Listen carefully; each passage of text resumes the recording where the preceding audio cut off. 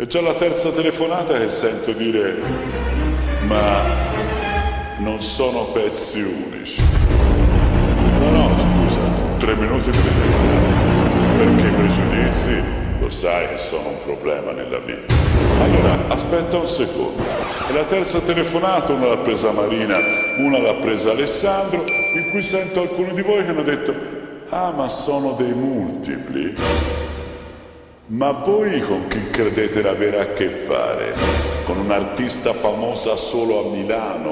O soltanto a Bologna? O soltanto, non lo so, a Palermo, a Catania, a Firenze?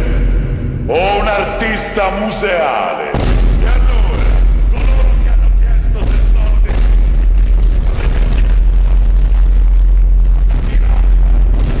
o si sono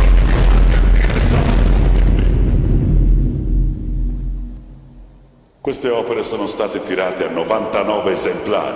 99 esemplari nel mondo. Trovarne una è impossibile, perché lei le disegna a New York e l'America è grande.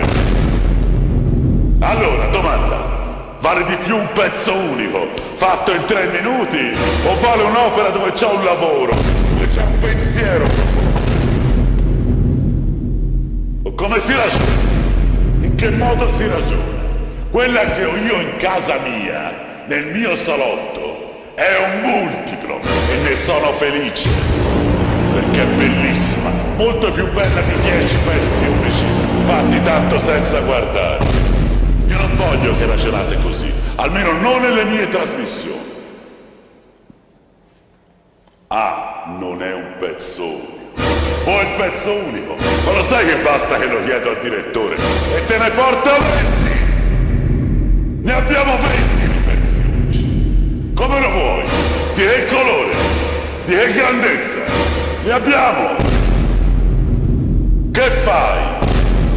Vuoi il pezzo unico? Nessuna galleria al mondo può offrire 20 pezzi unici.